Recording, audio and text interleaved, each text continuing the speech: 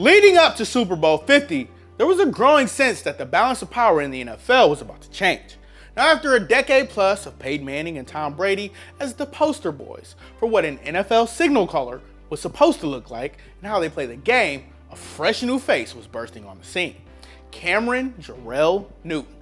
Newton had success early in his NFL career, winning Rookie of the Year honors, as well as Pro Bowl honors twice before the age of 25. But the 2015 season was truly his coming out party and has thus far been the pinnacle of his career.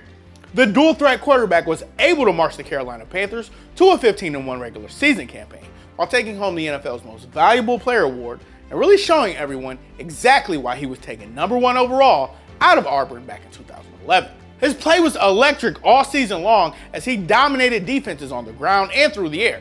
But his gaudy numbers weren't the only reason he was making headlines. Cam was brash and unapologetic in expressing himself throughout the season. Whether it was his vibrant game day outfits, his first down dances, or his end zone celebrations, all eyes were on Cam Newton, and he appeared to love the spotlight.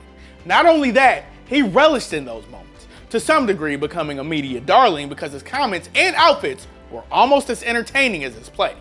However, as the Panthers continued to win games, Newton began to accumulate more than a few haters, especially on opposing teams. Numerous players and even some sports media personalities criticized his choreographed celebrations and his overconfident demeanor. But every time a detractor of Cam's antics came out of the woodworks, the Panthers quarterback would flash his bright smile and playfully prodded his opponents with statements like, "You don't like me doing it, don't let me in." Of course, his dismissal of such criticisms only made him more of a target for both opposing defenses and media scrutiny. But surely you know the old adage, winning cures everything. And the Panthers were winning a lot, so Newton was largely unbothered for most of the season.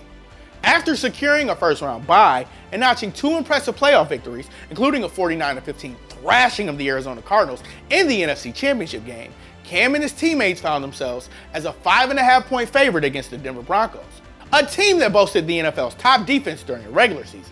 Denver received the opening kickoff to start off Super Bowl 50 and marched down the field to a 34-yard field goal. This marked the first time during the Panthers' entire postseason run that they had ever trailed. This opening drive was a punch in the mouth that put on full display just how unprepared Carolina and Cam were for handling adversity. A theme which would become painfully clear in the fourth quarter of the game when Cam's famous business decision would undeniably change the perception of him forever. With just over 4 minutes left in regulation and the Panthers trailing 16-10, Carolina got the ball back on their own 24-yard line with a chance to take the ball down the field and win the Super Bowl. Now, this is the moment that every kid playing quarterback in their backyard dreams of.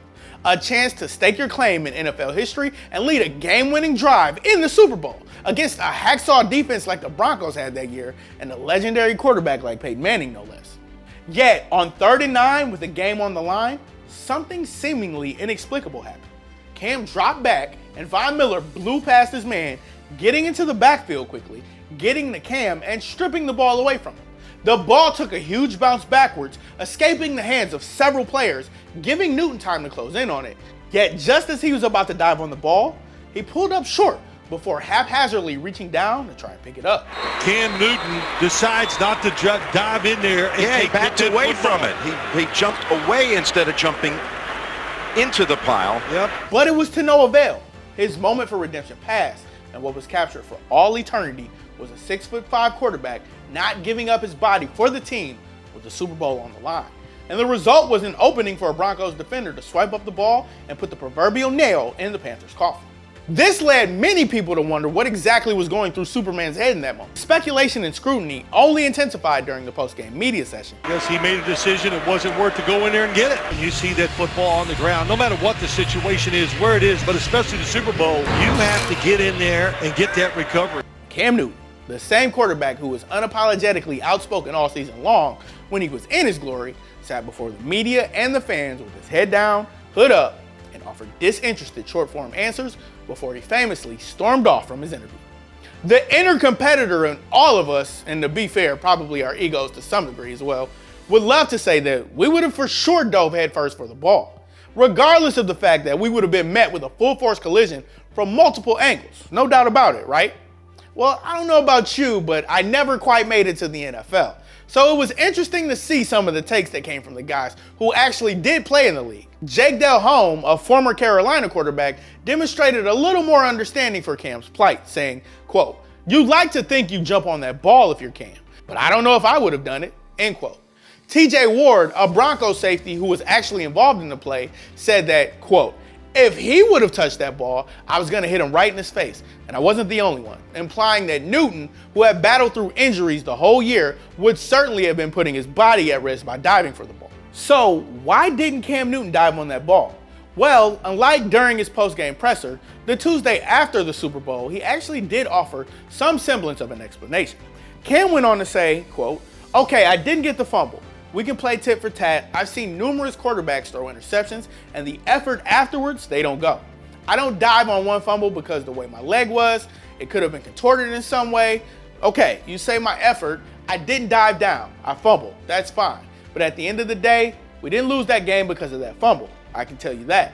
So you can condemn and say, well, he gave up, he did this, that, and the third. But hey, as long as my teammates know, as long as my coaches know, as long as anybody that's following this team knows," end quote.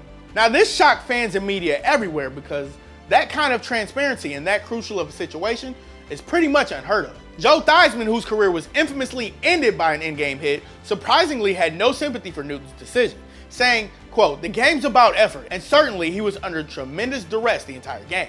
But to come up with that excuse, he has to grow up. There's no question it's all about him. Did anybody doubt that this entire season was about him?" End quote. Now, I don't know that it's fair to kill Cam for this. At the end of the day, it's his body, his life, and we don't know what he was going through in that exact moment. He's never been one to shy away from playing through injuries, and the beating that he takes at his position is unparalleled. So it is strange that the court of public opinion convicted him so quickly, and with such malice. Or is it? First off, there's a long-standing culture in the NFL of toughness, hence why you see players in the dead of Midwestern winters taking the field in freezing temperatures without even wearing sleeves, or why so many players play through such severe injuries, regardless of how risky it is for them. I mean, just look at Panthers linebacker Thomas Davis, who played Super Bowl 50 with a broken arm that he had surgery on just 2 weeks before. He was still able to register 7 tackles despite playing with a cast covering the 11 screws and 1 plate they used to repair his arm. Impressive, of course, but the comparison is a little bit faulty. He had time to prepare for the decision mentally, emotionally, and physically, where Cam had so little time to decide that it's hard to imagine a cognitive thought was actually even processed. And let's face it, Cam is and has always been a lightning rod. The amount of attention he got during his early years of his career set him up for this moment.